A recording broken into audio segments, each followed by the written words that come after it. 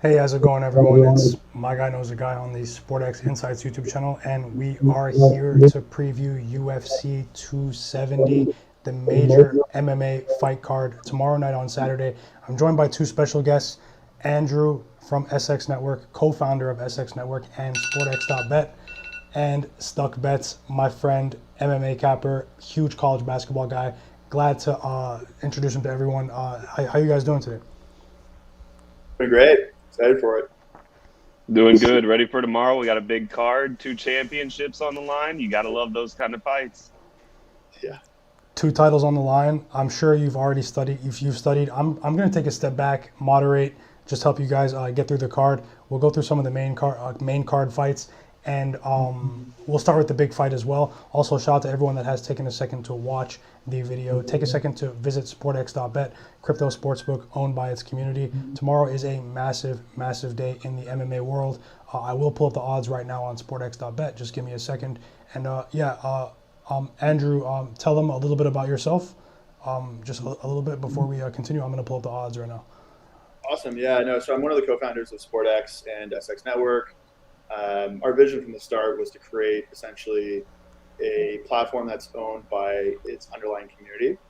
And so the way we did that is we built a blockchain-based peer-to-peer sports betting exchange.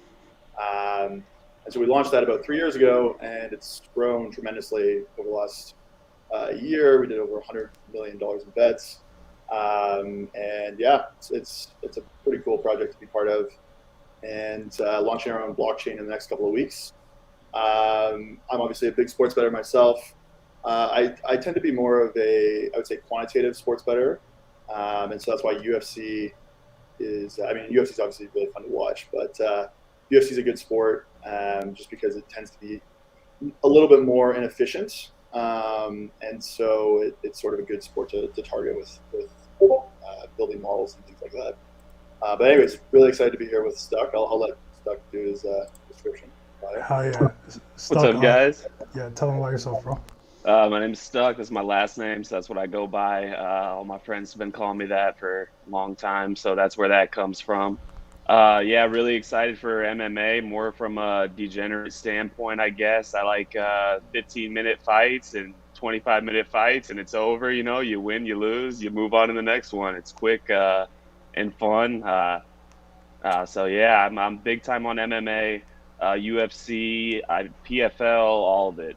So watching these fighters come up through the ranks is also something I like to do through PFL and other fighting networks. Yeah. Oh, What do you think? What do you think for the who you got for the championship fight? So we got Francis Ngannou versus Cyril Gane. Former training partners, even though Francis Ngannou keeps playing that down. So I think the difference in this fight, where other opponents of Francis Ngannou, they already came in there kind of scared of his power. Cyril Gane is interesting because he's the interim champion going up against the actual champion, and he's actually the favorite. The odds have shifted. He was the underdog coming into the fight, and the odds have shifted. He's now a minus 153 favorite. I think the difference in this fight here is going to be Francis Ngannou in his last 4 years in the octagon has only spent 8 minutes inside of the octagon. His knockout power is there, but if he can't get you with the knockout, I don't see any other way he can win. I don't see him winning a decision against Cyril Gane. Cyril Gane, his fight IQ is just off the charts. It's what his coaches praise him the most about. His fight IQ. He's not going to make mistakes in the fight. He's pretty good, pretty witty, quick. His footwork is insane, something that I've never seen out of a heavyweight before. And I don't know. I think he's not going to be afraid of Francis Ngannou. I think that's why the odds are the way it is. And if it goes into deep waters, I think Cyril Gane's definitely going to win. I only think that Ngannou's only way of victory would be by knockout. Yeah, I definitely agree with you there. It's kind of a classic technicals versus power type matchup. Mm-hmm. I had a little bit of a different take though. I think power tends to be rewarded in heavyweight fights. Cyril's a little bit of a outlier in the sense of just like you said, like just how fluid his striking game is.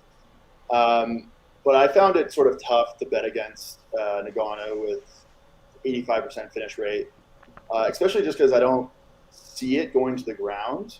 I mean, I don't. Maybe you have a different take on that, but I feel like Francis's ground game has improved a ton, and if that's the case and it's standing, it's going to be tough for. I mean, everything that Francis touches is knocked out. So I mean, I don't know. I think it's. I would take Francis for an early KO, especially when you're being given value, which I was pretty surprised by. But I think like if you were to model this out, Cyril would be the better matchup just because he's got pretty much across the board got better stats except for sort of KO rate. And but the eye test makes me think Francis. I don't know. What do you think? I think I got to roll with Cyril here. I think it's going to be a new champion. I just some interesting things to note though. Francis Ngannou getting hit by him, they say, is like getting hit by 96 horsepower, which is the same as a Ford Escort going at max speed. So that's how hard that Francis Ngannou punches.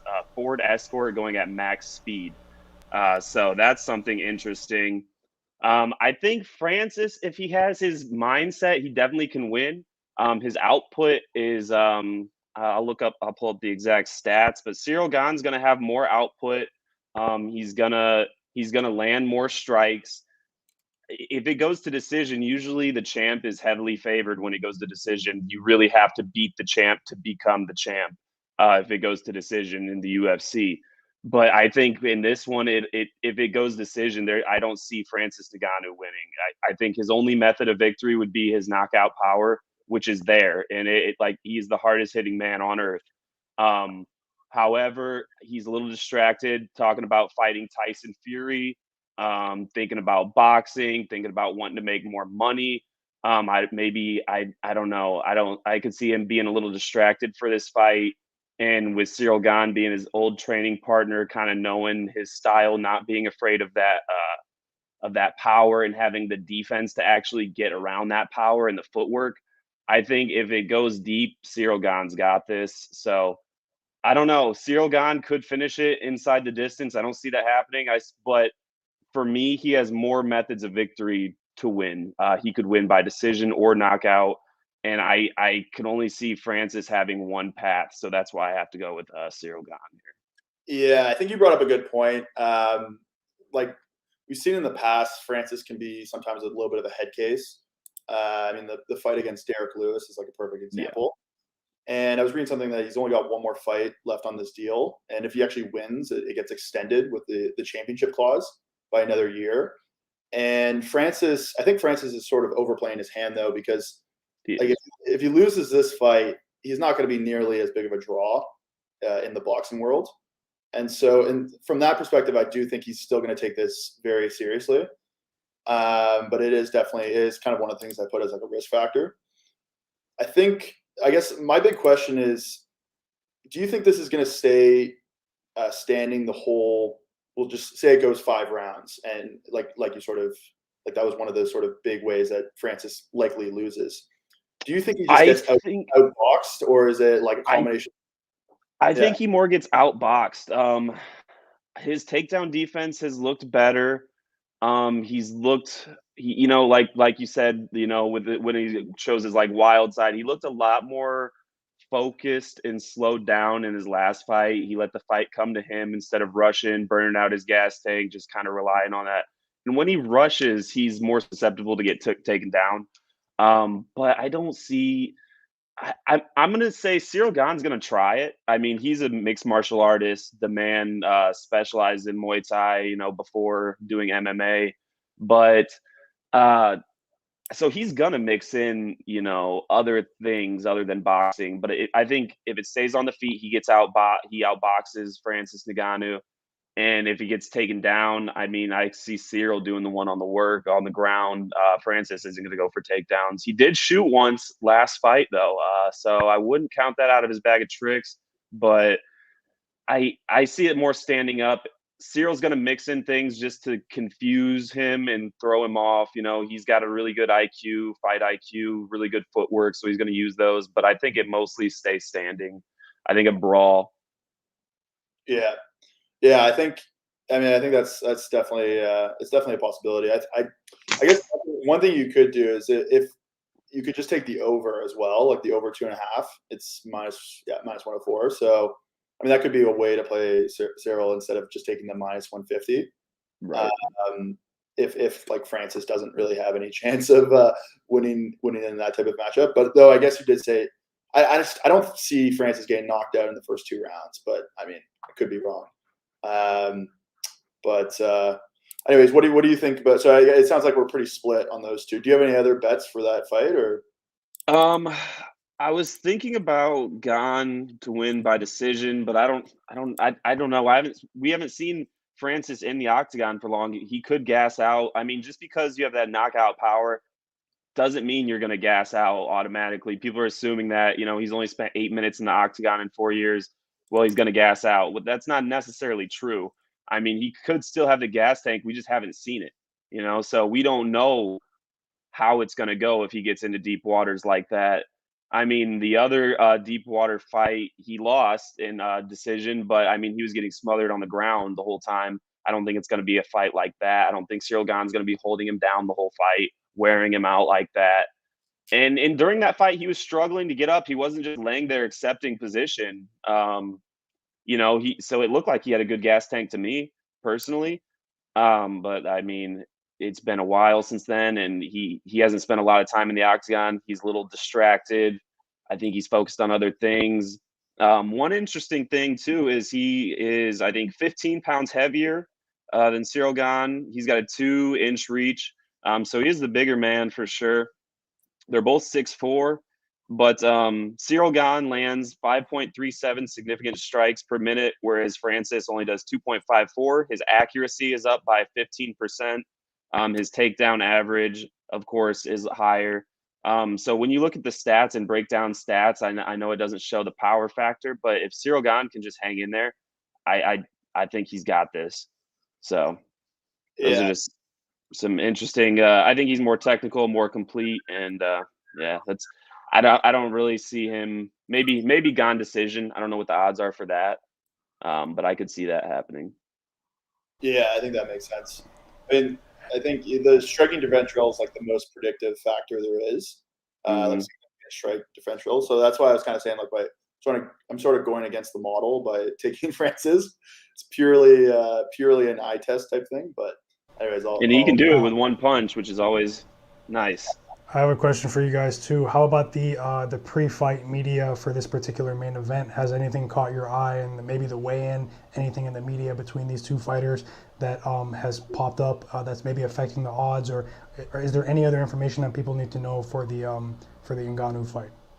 Well, I noticed the odds switch up. There were some training videos leaked of Cyril Gane and Francis Ngannou, and I noticed that's kind of when the odds started to switch. Cyril Gane looked really good in those training videos, really good. And Francis Ngannou, or someone from his camp, came out and said, "Well, Francis knocked him out in sparring." But then Cyril Gane saying that's not true. They're kind of so I don't know. It's a little personal. They used to be friends. They used to be under the same gym, same coach. And then Francis kind of left, and Cyril Gane's kind of like he said he feels like he's like the revenge role for his coach and everything. So I don't know. There's a little bit of a storyline going on there. The training videos that were released, Cyril Gane looks really good. But then again, there's claims that Francis knocked him out during sparring as well. So I don't know. It'll be a brawl. There's no love lost there. Blockchain J in the chat said anyone can look good from a clip from training videos. You know, it could just be manipulation. I agree. I noticed the odds shift earlier in the week. I know we talked about doing this segment. This is you know, it's a bit strange for me. You know, I'm obviously much more inexperienced MMA better. In a scenario like this, I would like to take the underdog. But there's a lot of I'm a bit torn on this fight. It seems like a lot of people are torn on this fight as well. But it's hard to go against the power of Ngannou.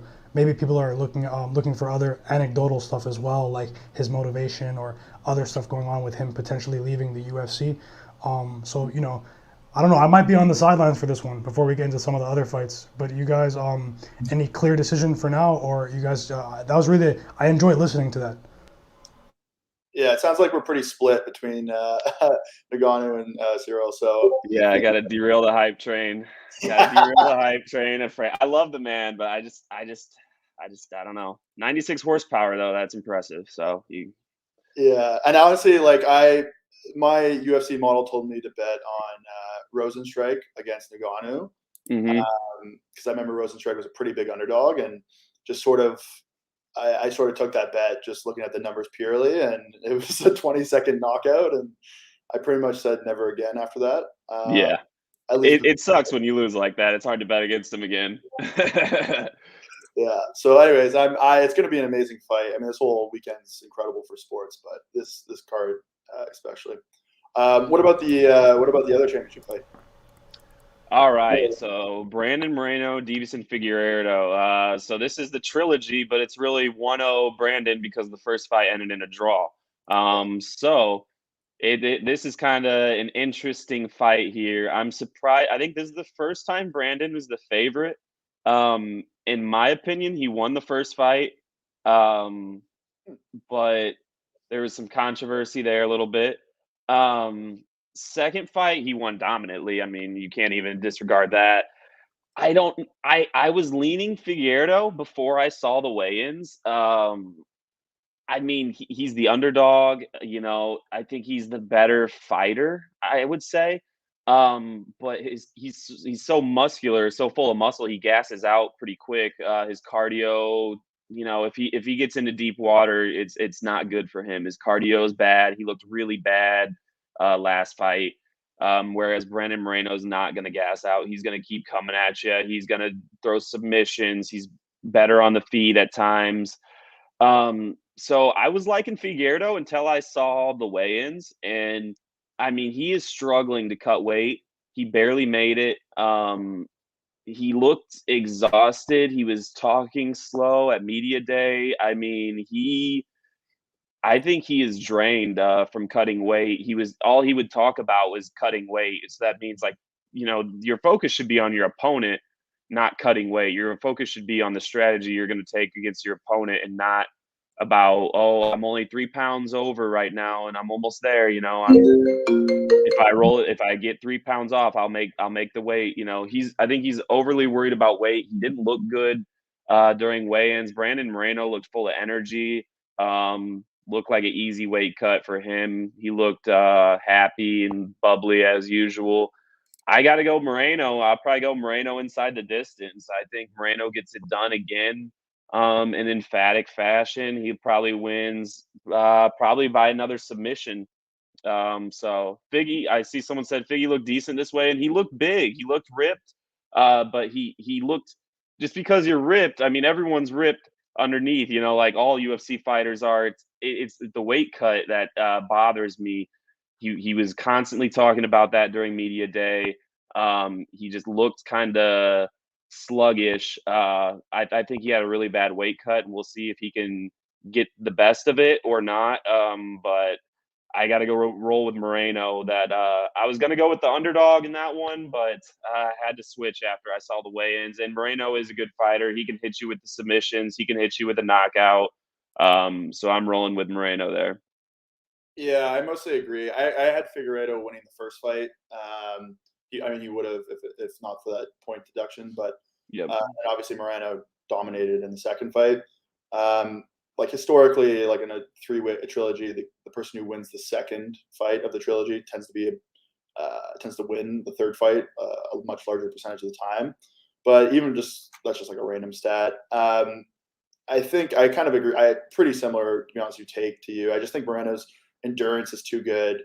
Figueiredo should really move up weight classes. I mean, I agree. He's really fun to watch. He's kind of like the small version of Ngannou, but yeah, I think Moreno by probably third or fourth round submission is a decent bet, and I think Figueiredo will sort of bounce back from the second fight, so I think it'll be a lot closer.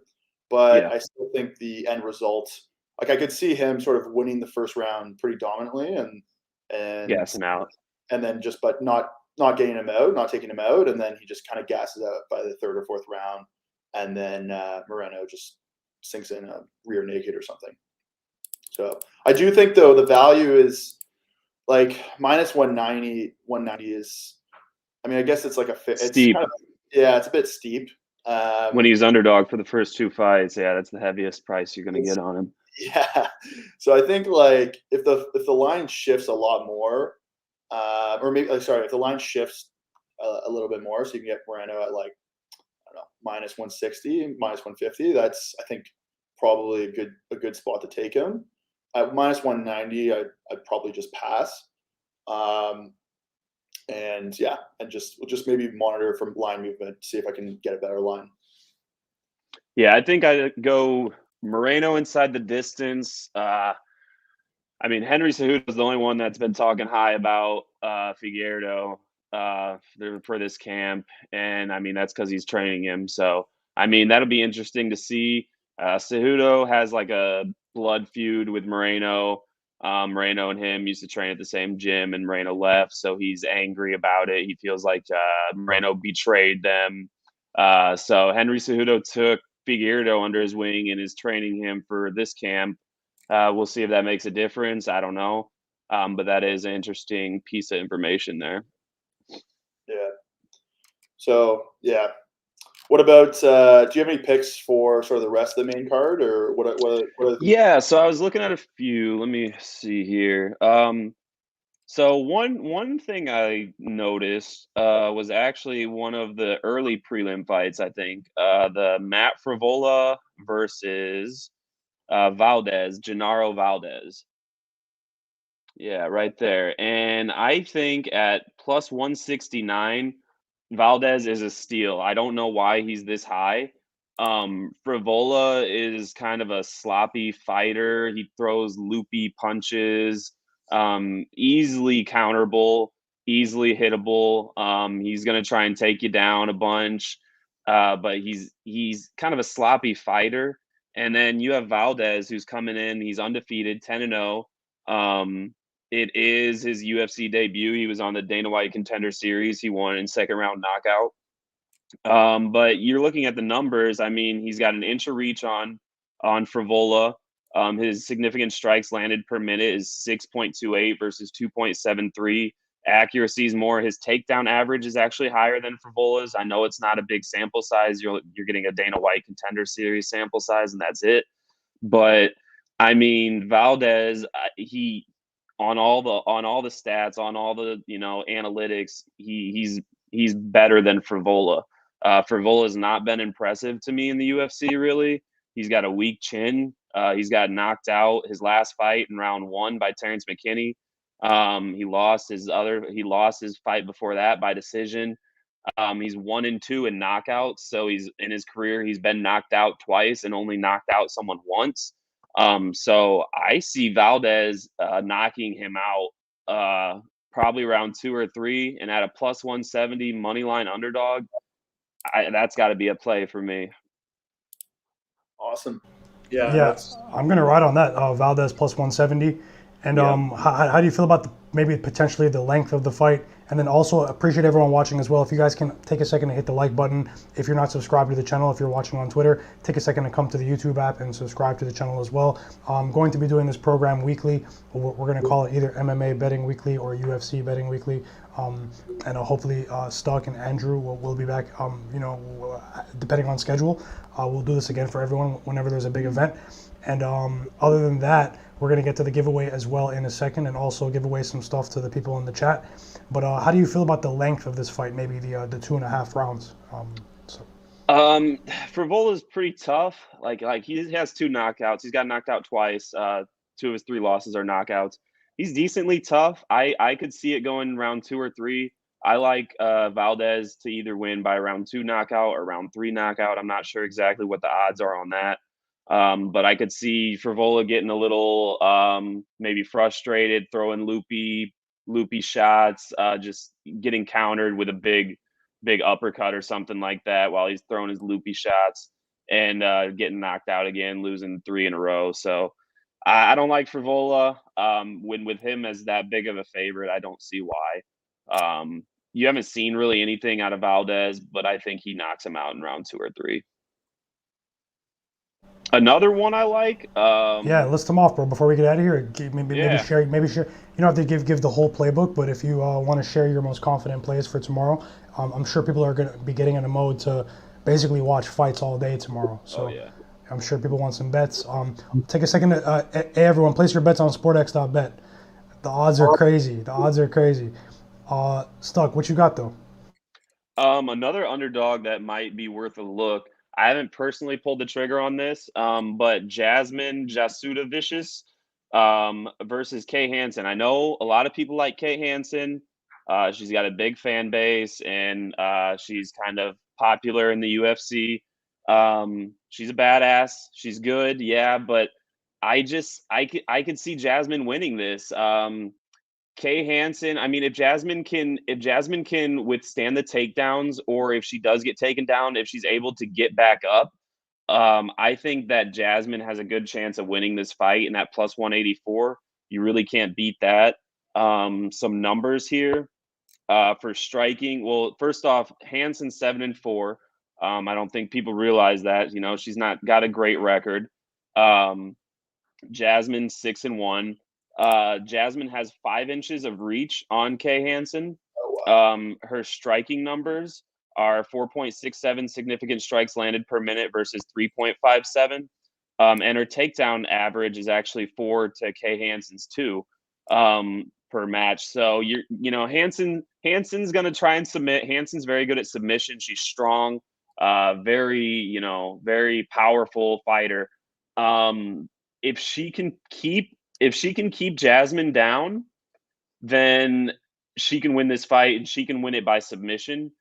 But if she can't, if Jasmine's able to get back up and she has very good takedown defense, if she's able to get back up and defend those takedowns, Jasmine, I don't see Kay Hansen winning this fight. So Jasmine, possibly by decision, if you wanted to make it a little juicier. But I think Kay Hansen at minus 232 is a little too large. I realize she's a fan favorite, and probably a lot of people are going to still take her. But I'll be on Jasmine most likely. Okay, wow. Thanks for the information, bro. Can't wait to just see everything happen tomorrow. This is what we do here on the SportX Insights YouTube channel. We discuss sports and we bet money on the outcomes. This is what we do. Tomorrow's going to be stacked.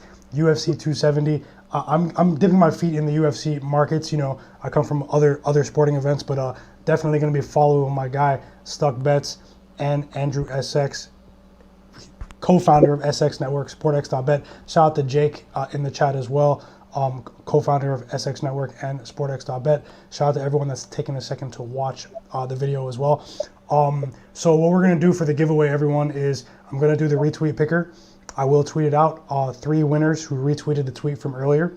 But I do have a record of the chat. I was actually writing everyone's name. Everyone that was in the chat, send me a message on Twitter, and we're gonna hook you up with some bet credits to play with tomorrow on the UFC card, or however you want to utilize them on SportX.BET. Send me a message before the end of the day, and I'll take care of that in the evening. Other than that, Stuck already listed the bets. Maybe just list them in list form, and we'll get out of here. And Andrew as well, maybe share your favorite bet tomorrow if you have a high degree of confidence. And once again, we really, really appreciate you guys taking the time out of your day to discuss MMA. It's Friday. People are thinking about Friday night. What you got for tomorrow, bro? Maybe just the list of bets, and we'll get out of here. Sure. So I like Jasmine Jasudavicius at plus 184. I like Genaro Valdez. I like him quite a bit at plus 169. I like, I didn't talk about this, but I do like Michael Morales, maybe half a unit on him against Trevin Giles, UFC newcomer, but he's got a lot of good things I've seen from him. I like Cyril Gane to win maybe by decision if money line's too juicy. And then I'm going to go Brandon Moreno to win inside the distance. And then also I'm going to give a shout out to my guy Dom V. And yeah, that's it for me. I love it. Yeah, I'm going to go hit that Jasmine as well. I'm going to go Ngannou, straight up money line. And then I also like Moreno if the line comes down a little bit, down to like minus 170. Obviously on SportX, you can put limit offers. So it's a peer-to-peer exchange. So I think I'm going to go put a limit order there. I also like the over in that fight, in the Moreno fight. And yeah, that's pretty much it. Okay, yeah, and I'm gonna see what's going on for tomorrow. Obviously, the odds can change overnight. The night before the fight is the craziest odd shift, probably the day of. We all know that. It's kind of like NFL Sunday. Big money comes in, shifts the odds. Thanks for the picks, guys. Andrew from SX Network, Stuck Bets. Check it out. We may have Stuck come back on as well, everyone, if he's interested. He's highly interested in college basketball as well. I've seen some crazy results. It's crazy. But you know, no pressure. But we might come back and do another segment for something else in the future.